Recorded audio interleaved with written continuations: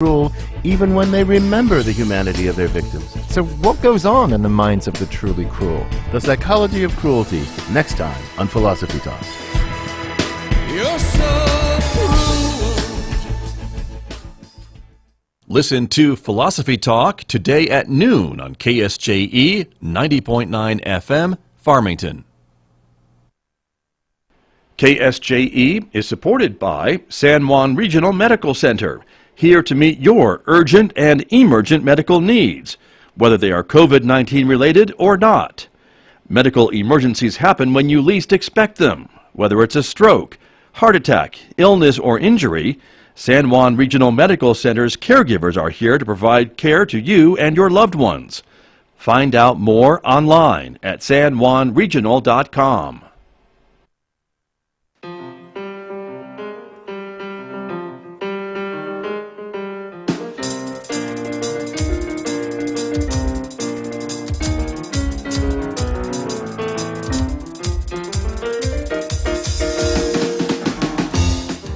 11 minutes past 8 o'clock. It is Tuesday morning, June 1st, 2021.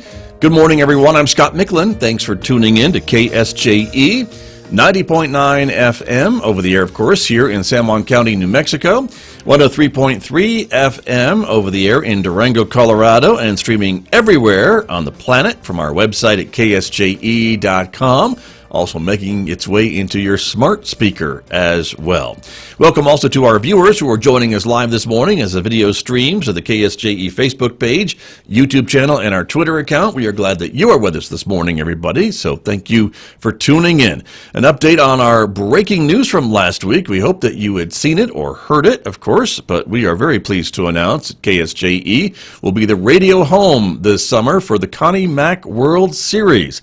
The World Series returns to Farmington's Ricketts Park, July 23rd through the 31st, and we're very pleased to be able to broadcast all the games live on the radio and online July 23rd through the 31st. The same broadcast team who has been doing that for almost 20 years is going to be joining us here at KSJE, so the same high-quality broadcasts are coming your way later on this summer. We couldn't be more happy. So thank you to the Connie Mack World Series Committee and all of our supporters who continue to support KSJE, both local residents and businesses that are enabling us to make this possible. So we're so thrilled about that. But here's what's coming up this morning, though, as we talk about programming. Today, it's our program devoted to CHIC, the Community Health Improvement Council. And today, we're speaking with folks from Desert View Family Counseling. We're talking about some of their services and events that are coming up very, very soon. So you'll hear about that in the next few minutes right here on KSJE. Then later on this morning, we're going to be learning about Animas River Days, which happens later on this week up in Durango along the Animas River. Always great to celebrate water and celebrate the river. And here is one more way to do that in the region, Animas River Days. You'll hear about it this morning, 8:35 on KSJE. And then, of course, we'll wrap up the hour at 8:50 a.m. when we talk to Amber Francisco over at the Farmington Regional Animal Shelter. It's our Adopt a Pet Tuesday segment, so join us for that coming up live today at 8:50 a.m. on KSJE. And then next hour, Mick Hess is going to take us roving with the arts, and Mick is playing some music this morning from this composer on the screen right now. That's Max Brutch. You'll hear more music from him today, 9:06 on Roving with the Arts. Don't forget, of course, in addition to Facebook, YouTube, and Twitter, we would love to have you connect with us on our Instagram page as well to learn more about what's going on here at the radio station. Weather forecast, the heat is back, of course, coming up this week. Take a look, mostly sunny skies today, 83 for a high in Farmington, clear and 54 tonight, partly sunny tomorrow, but warmer with a high of 86 on Wednesday and a low of 58. Sunshine returns on Thursday, the high 87, the low 58, maybe a scattered shower on Friday. Again, the high 87 degrees. It'll be 88 and partly sunny on Saturday and Sunday with overnight lows in the upper 50s.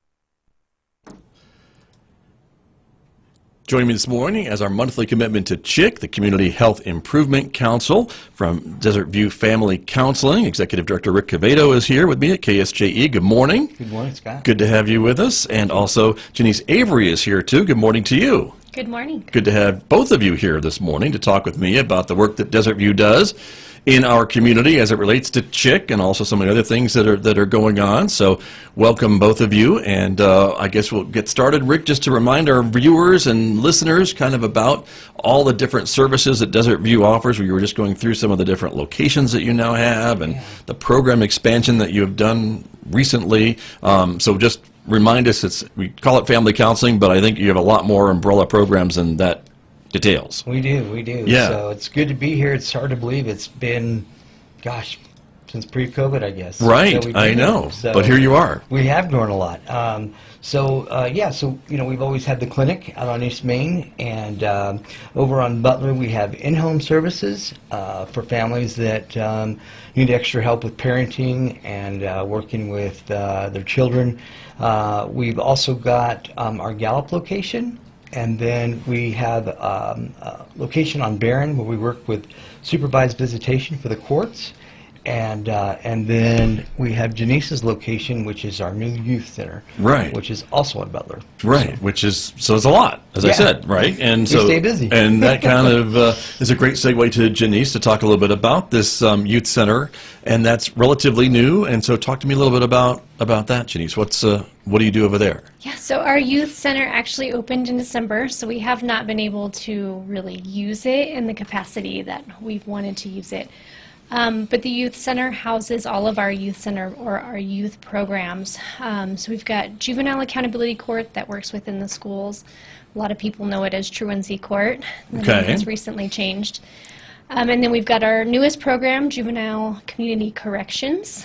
And that program works with kids who are already adjudicated. So they're working with juvenile probation.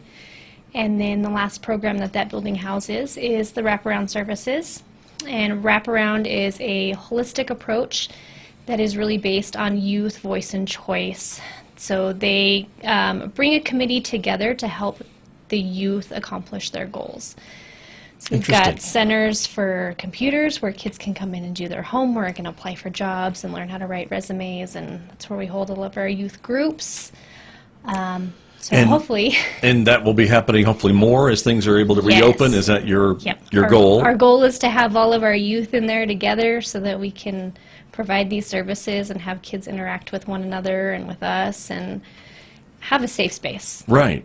Well, we were so excited when we designed it because, we thought, this is where we're going to bring our youth. Sure. And we haven't been able to use it like and that. you can't get them in there We're gonna. yet. But that's a good point, right? Eventually, as things reopen safely, that you'll be ready to go. You won't have to put it together because it's already standing by. So that's a good point. Yeah. And when we talk about youth, we're talking teenagers, or what are we talking age-wise? So the program that I run works with kids between the ages of 5 and 18. So anybody who is currently enrolled in school. RAP does 15 and a half to 25. Yep. Okay. Yeah. Gotcha. So that'll be changing in July because, this has been a grant-funded program, but in July, Medicaid will actually start paying for wraparound. So then we'll start being able to service, younger kids as well, which is great. Those age restrictions will go away. It sounds like. Okay. Yeah. So we're pretty excited about that. Good to know. Yeah. And folks find their way to Desert View from a referral, or how do they come to you? What's referral, or they can go to our website. Self-referral, self-referral. Yeah. Doctor referrals. We partner with just about anybody. Other providers. Right. So yeah. Good to know. And of course, it's important that folks realize the services that we have in the community, like from Desert View and others, when they are in need of an answer to a problem that maybe they have in their family, and so not many folks may be aware of some of these things. So and that was the idea of expanding our services. Is a lot of people aren't ready for therapy right away, and so sometimes it's about other services. Right, but getting them in the door, I guess, to intake and find out what all is going on. Correct. And many times, maybe one thing might lead to something else that you can help with as well, I would think. Yes, and wraparound can almost be like a mentor, life coach type thing, depending on the age, and so maybe therapy comes later. So. Right.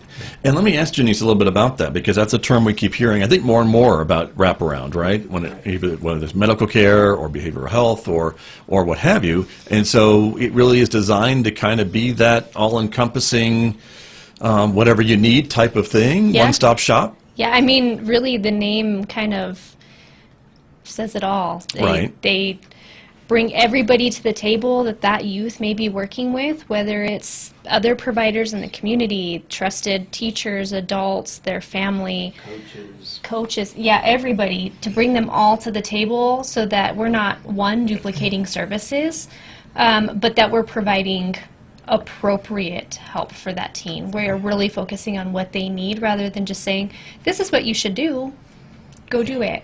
Right. Yeah. Instead of a kind of cookie cutter services, you know. And again, it's voice and choice of the youth and of the family. Right.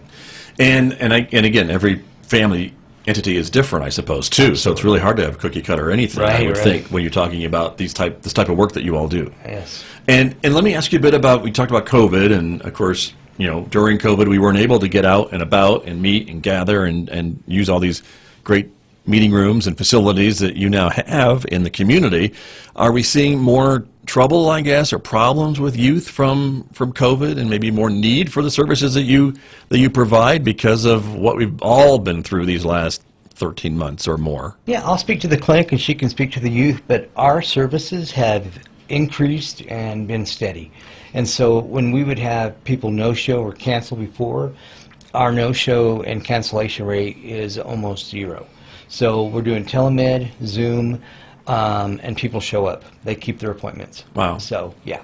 More so than if they had to come in person. Correct. Maybe. Interesting. Correct. And so now that we're transitioning back, you know, we do offer people to come in person, but we're also leaving that option for Zoom as well. Whatever So they're comfortable with, I guess. we're gonna- Or whatever's convenient for them, It's important to be too. seen in person as well. Right. But we're going to explore keeping together somehow. Okay, good to know. Janice, what are you seeing with some of the youth services that you deal with? Has this been, we know it's been hard for kids in school to shift to virtual and things along that line. I mean, some students did better than others, but anyway, what are you seeing? You know, and unfortunately, speaking specifically about the program that I run, Juvenile Accountability Court, we get those referrals from the school. Right. And so kids who are not logging in for school are typically not willing to log in. But as things are opening up more and more, and parents are realizing that we can do different things, we can take different avenues in assisting their children, it's becoming a lot easier to work with everybody. So I think now we're finally starting to figure it out. Right. But, you know, we have seen a large increase in the mental health issues surrounding everything that's going on with the pandemic and COVID-19. And so helping kids address those issues so that they can focus on school. Right, right. And it could be just, I can't play my sports, so why bother with my homework, I suppose. In some of those cases. And the support came for the parents also because, you know, it wasn't just the kids not understanding the work or how to get on the computer, but the parents too. Right. You know, I can remember my kids coming home with homework and wasn't my math, you know, years ago. No. Right. So again, a lot of challenges for parents. Right. Well, in addition to being a parent, they have to figure out how to connect to a Zoom meeting or whatever, right. or Power School or whatever it is that the school district is using, right, from time to time. So that's really important as well. My guest this morning from Desert View Family Counseling, Rick Quevedo, is here. Also, Janice Avery, and we're talking a bit about C.H.I.C involvement, the Community Health Improvement Council with Desert View and vice versa. And you have an event coming up that we want to talk about as well, which I know is really important for members of the community. And so talk to me a little bit about what you've got planned for in June. Yeah, so this is our 5th annual 5K Strides Against Suicide. It was known as Love for Thad in the past, and it's coming up June 26th at Burke Park, just like we did in the past. Right. We're excited to get back out there in the community, get families out there again, and, you know, we're not planning anything as big as, you know, we have in years past. Right. We're just excited to be a voice for this cause again and get families out there. It's a 5K walk and or run for folks listening on the radio. Yep. And for folks who are watching us, they can see the poster on the screen a little bit, but it's kind of one of those things. And of course, you're planning to be able to expand or shrink as much as you need to, depending on whatever the conditions are in June. But hopefully by late June, we're hoping everything's go. Yes. Got it. Yeah, So we're hoping that. So we got the thumbs up from the city as far as the park permit. Good. And So, Gotcha. Well, and outside, Yeah. folks can spread apart and be safe Yeah. and be comfortable. So I think that's Yeah. a good plan. But Yeah. June 26th, Bird Park, 8 to noon. And so do we need to register ahead of time? Yes. Yep. They can go to our Facebook page or mydesertview.org or active.com and just type in strides against suicide. Okay. And very good. And this event, as you mentioned, has been called different things over the years, but the message and the theme and the always mission been the remains same. the same, right? Yes. Yeah. And that, unfortunately, is that suicide is still a problem in our community, right? Very much so. And through COVID, we've just heard of so many different, families who continue to deal with this. So I think it's more important than ever this summer that, we give this a voice again. Right. And that's exactly it, because even during these last few months, it hasn't really gone away. In fact, Yeah. we hear more and more cases, unfortunately, of folks who have taken their lives or decided that is a choice for them to make. And so this brings awareness to that and is a way to kind of, again, remember folks as well, because there's another event, the Candlelight Vigil, that you're going to have the day before. Yes. Right? And that's on, so Friday the 25th. 25th in the evening. Yep. Okay. And same kind of location down at that Bird Park area, corner of Scott and San Juan Yeah, Boulevard. right under the blue. The pavilion down there. Pavilion. Mhm. Got you. And it'll be kind of at dusk or 5 p.m. tonight, actually, earlier Yeah, than dusk. families start showing up about 7, I think. And for those who are survivors that lost a loved one, they bring a picture of their loved one. For those who are just survivors of emotional health, who are survivor of attempted suicide, they come. We've had families show up that just have lost a loved one within days. Sure. Just to be there and gather, and we do a candlelight vigil, and they share memories, and it's just a really healing time. Nice. Very good. Well, and that's an important part of that healing process too, I think, Yeah. isn't it? To Absolutely. remember and not that you can not move on, but it's important to maybe move on, but still remember that loved one that's no Yeah. longer here. So And that there's options for those who are still feeling that way. right. Very true. And of course, you've got folks that can help with that Again. on your staff, so that's important as well. It is again the Strides Against Suicide event coming up. 5K walk and run on Saturday, June 26th at Bird Park, 8 a.m. to noon. And again, the check-in begins at 7. And then the race, or for those of us like me, the walk, begins at 8. And so Bird Park's a great place to be able to do that. And so, but I understand you let the racers go first, because nobody wants to get run over. Right. Exactly. Us walkers. So we'll There'll be stay to the side. There'll be a kids 1 mile like every year. There'll be there'll be some booths and Nice. music and activities, and the runners will be timed, so there'll be some medals and prizes and a silent auction. Very good. So it'll be a whole bunch of events Yes. happening. So that'll be great. And so that is coming up, and folks should mark their calendars. And again, the place to go for registration is online. Is online on our Facebook page or our website, mydesertview.org, Thank you. or active.com. And then also that nice little QR code. There's a On QR the code on the flyer. screen. Yeah. Can we scan the screen? You You think that can, would work? yeah. Probably Yep. would work, right? Depending on how fancy your phone is. Yeah. That would take you right I there. think So that flyer's on Facebook too, or it's going to be. there you go. So you Yeah. can check that out on Facebook. It's going to be on the chamber page, so. Yeah. Good. Well, there you go, everybody. So check that out as well. Something else that you were talking about before we came on the air this morning, Rick, that I wanted to ask you more about. It sounds fascinating to me. Is this EMDR? I had to write it down, so I'm looking at my notes because it is new, and a lot of your folks are trained at this. Yeah. And so it stands for, let me try to get it right here, eye movement desensitization and Reprocessing. reprocessing. Thank Good you. job, yeah. Gosh, well, I wrote it Good down. job. That's why I wrote it down. It's a mouthful.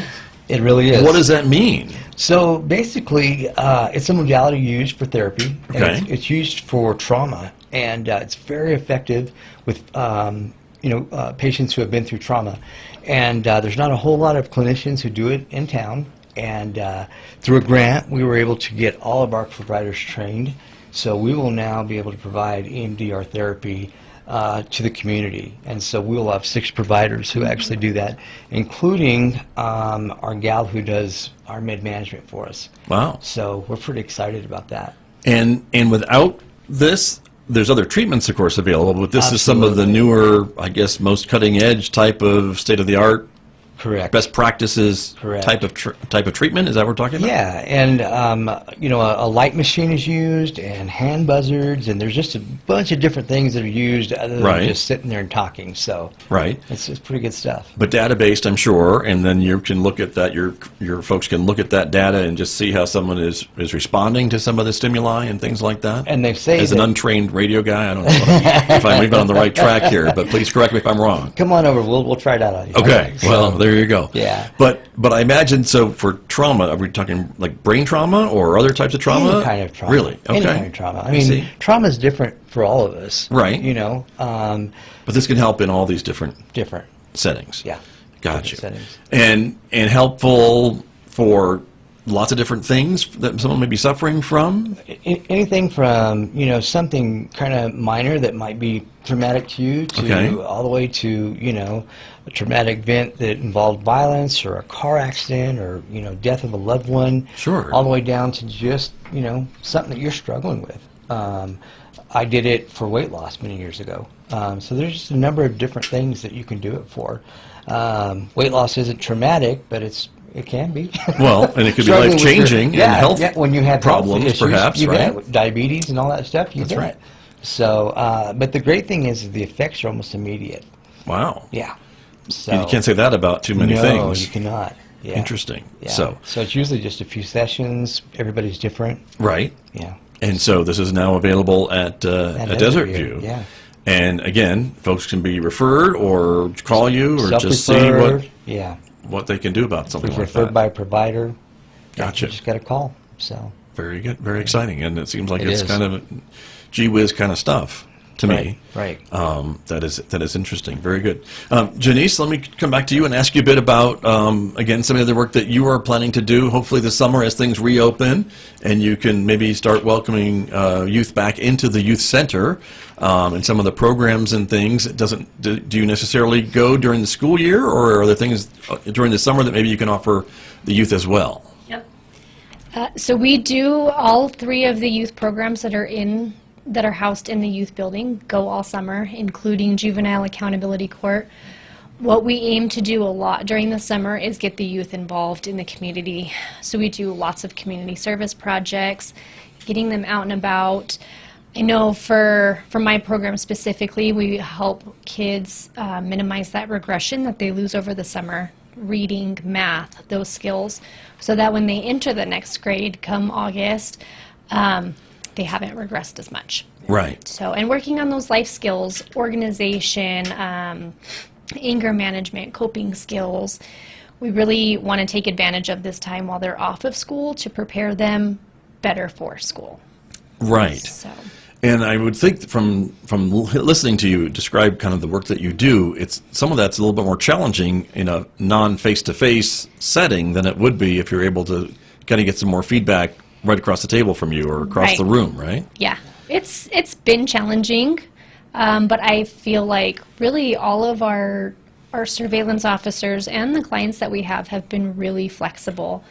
We're constantly changing. Hey, I all of a sudden I can't do Zoom, my camera's not working, can we do a phone call? So really switching between those really quickly it's been working. Good. Good. Well, and I think we've all learned how to be kind of flexible Yeah. during this past 13, 14, 15 weeks, months. And Gosh. not I all wish of our weeks. programs. Yeah, right? Not all of our programs, but some of our programs, we've been even able to come up with funds that if a family we're working with does not have a good phone or a way to do Zoom, we've been able to come up and buy them a decent phone. Nice. Where they can do Zoom and keep their appointments with us. Well, even internet So, service, I correct. suppose, is Internet's another thing, parts. right? Mhm. Because I think we've all learned how important that is. Absolutely. It's a Especially now that must. kids are going to school Yeah. through the internet, and a lot of those families maybe don't have Yes. internet at their homes or Correct. what have Yeah. you. And so it's really shown a light on some of these deficiencies. Yeah.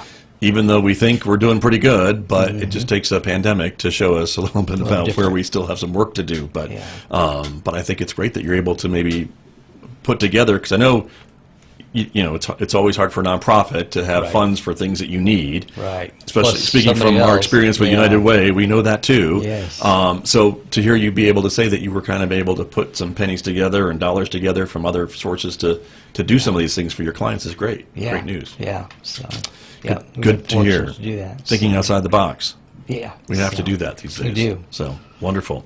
Well, we just have a couple of minutes remaining. Can we Okay. recap the event that's coming Yeah. up in June, everybody? So Yeah. just as a reminder, it is the Strides Against Suicide event on Saturday, June 26th. I can't believe we're already in June already. I know it. Here we are, but we are, and so it's coming up, and you can reserve your spot now and register. 8 a.m. to noon. There's the QR code. Hold your phone up to the radio. No, you can't do that. Hold your phone up to the screen, and maybe you can do that if you're watching us this morning. But if not, you can go to your Facebook page. MyDesertView.org is the website, and get registered there to join a bunch of other folks who are going to be running and or walking in this 5K event on the 26th. Yes, absolutely. Wonderful. So, And then, of course, the Candlelight Vigil the night before. Yep. Open to anyone who has lost someone, who just wants to come and be part of the community. Correct. And you'll have that beginning at about 5 p.m. Folks can start Yep. gathering, Yeah. and at the Berg Park Pavilion. Yeah. The same thing I want to say about the run is, of course, it's a fundraiser, but, you know, we definitely want families to come down, and, you know, not everybody can afford a registration. We know that, and that's what gets you a T-shirt and timed and all that. Mm-hmm. But we just want families to come down and, you know, spend that time with us, and especially for the cause. We know Right. it affects everybody, especially mental health. True. So yeah, it'll be nice to gather. absolutely. And I've missed being able to do that Yeah. during this time. So even just to gather for an event special like this is a great thing. So And we do a butterfly release that's just beautiful. nice. So, Well, yeah. that's be part of it too. Yep. So wonderful. We'll look forward to it. Mark your calendars, everyone.